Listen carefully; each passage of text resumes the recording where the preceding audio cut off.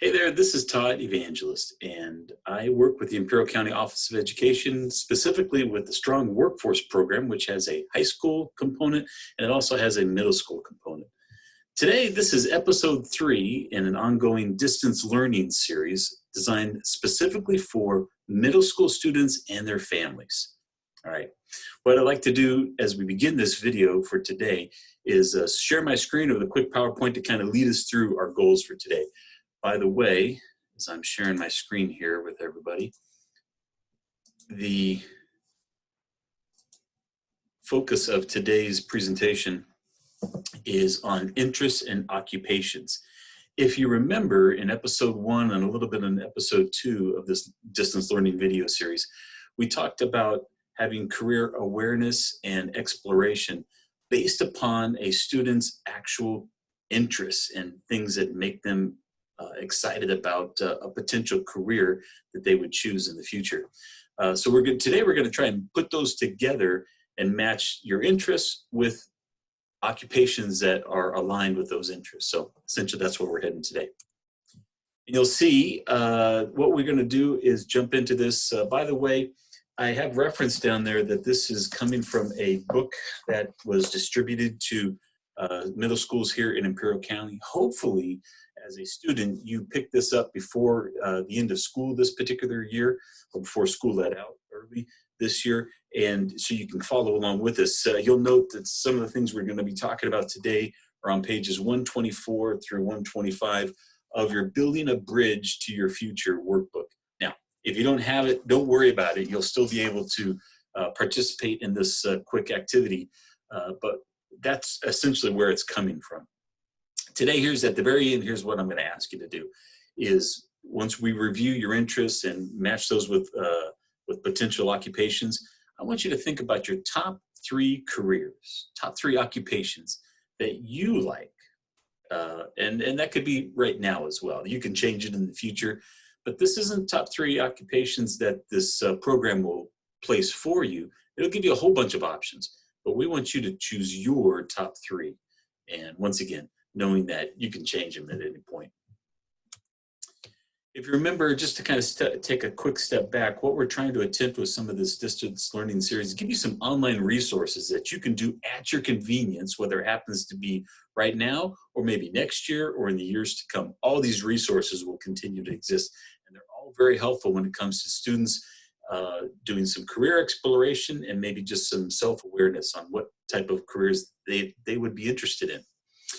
You'll see on this particular website there's or page that we have a couple different websites and resources that we're going to be going over in the next couple series. We have 2 here that are very similar. One's a web-based version, then there's an app version. But today, specifically what I'm going to do is focus on the career zone for California. All right, you might be familiar with that. We were there a couple weeks ago.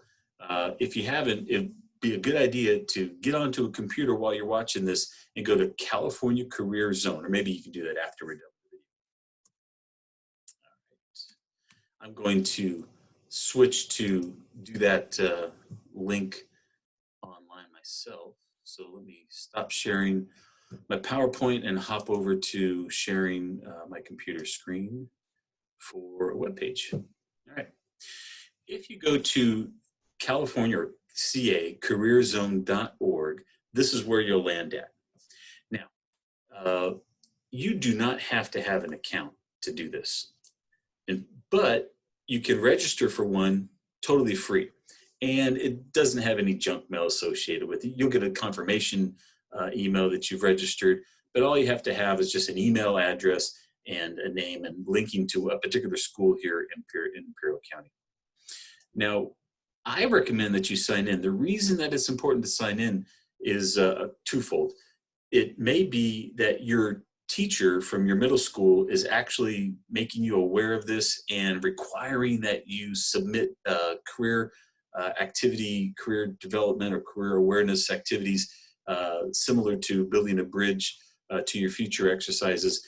And they may want to see what you're doing, and they may choose to use this platform in order to do that. So if that's the case, then you obviously have to register and make sure that you select the teacher who you're going, their education code. But You also would probably likely want to be registered because all the work that you do, and we're going to do a little bit today, will be saved, but only if you have an account, which makes sense. So I'm going to go up real quick and sign in to an account that I pre-populated as a student. So I'm thinking about my student self. I'm going to go by, my middle name is Joseph, so I'll go with Todd Joseph. So TJ is the name I put for my student self. All right. And you'll see that when you log into this California Career Zone as a student, any work that you've done prior to will be saved down here in this middle section. So that's the important reason why it'd be a good idea to register. What we're going to do today, if you remember, is go through Discovering Possibilities. One of our previous episodes, we went through the interest profiler, which was really good. And today what we're going to do is play around a little bit with this quick assessment. But you get to the quick assessment by going through the interest profiler if you have an account. So once again, if you have an account, you would have gone to the interest profiler and you would have presumably at some point started an interest profiler quiz, and it just takes you through a couple different scenarios of jobs that you can respond to as to whether there's something you like or something that you don't like. And at the end, it tabulates it and it gives you some results. Here's what those results will look like. So assuming that you've done all that, you go to View Results and you would press on Go, and then it would give you a summary of all the results that you would potentially have. Now, you don't have to do it this way. I did it this way, and it's listing, these are my top types of areas of interest that my interest profiler identified for me personally as I did it. You could be something different. Now notice there's a couple different words here. If you hover over them, they give you some explanation about that. But let me go back up a little bit and give you a way that you can just jump right there. If for whatever reason you haven't registered or you want to skip that part, what you can do is go back to Discover Possibilities, and you can just go to this quick assessment. This quick assessment bypasses the interest profiler and just allows you to jump in there. Now, anytime you take a shortcut, maybe it gets you there quicker, but typically it's not as accurate as if you would have spent the time to do it. So I always recommend that you spend the time to do the interest profiler and really submit all the different to the questions, whether they be 30 questions or 60 questions that respond to, that really get an idea of all the type of interest you have. But just for practical purposes right now, if you press the quick assessment, you'll see that there are these 6 slices of a pie. I'm kind of into pizza, so let's call it a pizza pie. 6 slices of this pizza pie that you can choose from. And each of these sections is a type of interest that you would have. You could be investigative, and by the way, you'll notice over on the right-hand side that in this area, it'll switch to definition of what that is. So investigative, artistic, social, and if you want, over here on the right-hand side, he wants you to choose 3 of these. So choose up to 3. All right, sounds good. So I'm the social guy. I'm gonna pick social, enterprising, frequently involved, starting up, carrying out projects. Yeah, that sounds good. I like that. Conventional, routines and procedures. Nah, not so much for me. Realistic, yeah, maybe. How about investigative? Those will be my 3. Now, once again, this is going to be done for you. So ignore anything that I'm doing for me. I'm just picking them. But the real work and the real value to this is when you do it yourself for you. So I'm going to show those results and view the results. If I quickly said I'm interested in social stuff, enterprising stuff, or investigative stuff, those interest me, then it's going to give me a screen of a quick assessment of these particular jobs, and it gives me the jobs that are anywhere in between 10,000 to 160,000, and all the different, I can use this to filter it. I don't think I'm going to have to filter it too much because it only produced 11 results.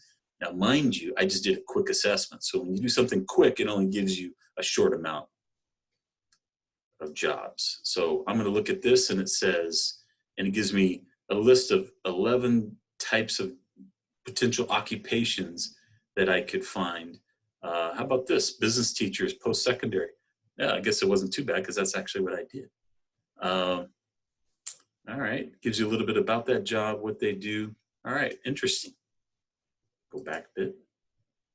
So now, these 11 jobs were not just picked out randomly out of the air. They were identified because I took the time to submit some of the things that I am interested in. Now, if you take the time to go in and complete the interest profiler, remember that's those 30 questions or maybe 60 questions that you can complete. When you do that, it gives you a little bit more of a specific profiler. I did this earlier, and so I'm going to go right here to this interest profiler. You can get to it a couple different ways. If you remember Discover Possibilities, this interest profiler we did in episode number 1, you can click on it by going here as well. And I'm going to view the results of something that I already did because it already is pre-populated because it knows and remembers me. And so when I did that, oh, it was kind of interesting. It was the same, those same 3 things. But my number 1 in this case was enterprising, social, and investigative. Let me view those occupations that it suggests for me. Now, this one you'll see, because I took a little bit more time, it's given me more options, up to the degree of 78 different results of occupations that I may have an interest in. That's a lot. So what I'm going to do is I'm going to go back up here to this filter, and job zone, I'm going to move that up a little bit higher because I want a job that personally that I have to do some training and some education for. 10,000 is nice, but I got to pay the rent, so I need a little bit more than that. So I'm going to move it up to, like, say $60,000. Yeah, maybe 50,000. How's that?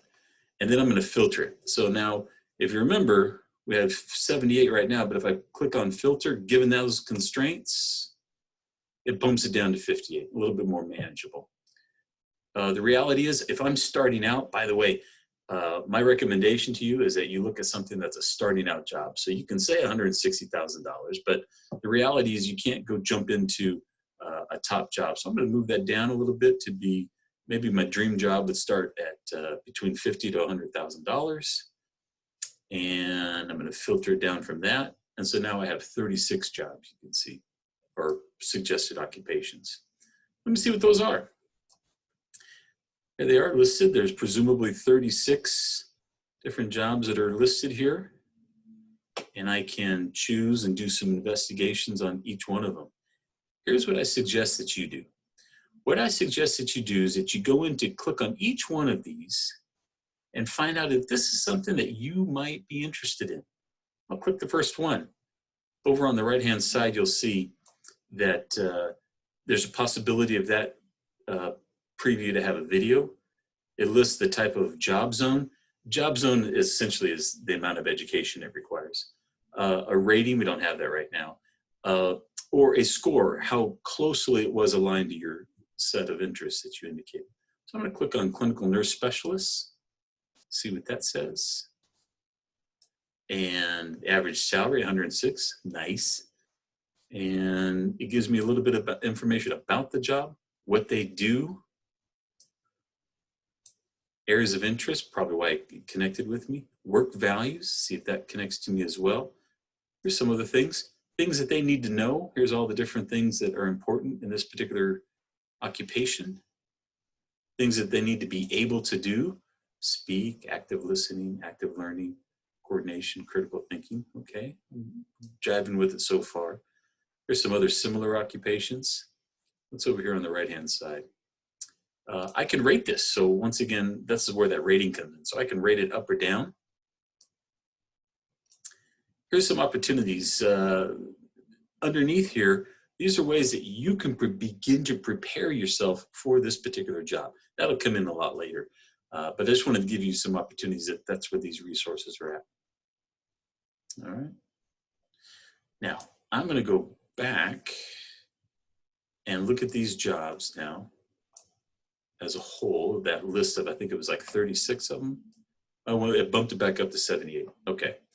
So what I have as an assignment for you today is whatever that list produces for you for potential occupations, I want you to go through that list and just find the top 3 that hold the most interest for you. So it could list a whole bunch of them, and you can go through and click on each one of them, do a little bit of rudimentary research on each one of them. But really what the assignment is to do is to find the top 3 that resonate and connect with you the most. All right? Let me go back and stop sharing this particular screen. Hey, everybody. And I'm going to go back to our PowerPoint presentation and see if I can pick it up where we left off. I think this is where we were at. And the next screen should be, right. So once again, your assignment was to match your interest with your careers. Identify your top 3 careers that you like right now. So list those right there. Now, if you have your Building a Bridge workbook, you can turn to page 125 and you can list them down. But if you don't have a workbook, no worries. Just take out a piece of paper and write down number 1, number 2, and number 3 potential occupations that interest you the most. And here's another thing. Do me a favor and explain in a couple sentences why you selected those 3 careers, because you presumably were given 78 options or 36 or whatever it is. But what made you choose those 3 over all of the others? That'd be a good exercise for today. And once again, we thank you for listening to today's distance learning episode number 3. The theme today was matching your interests with your occupation that you're going to be doing in the years to come, and trying to find a bridge to get there. All right. Hey, everybody, thanks, and hope to have a good day. This is Todd Evangelist, and once again, I am with the Imperial County Office of Education and the Strong Workforce Program Consortium for Middle Schools. If you need to get a hold of me, you can always grab me at my social media handles at Todd Evangelist. Thanks a lot. Talk to you later. Let me stop sharing here and stop recording. See ya.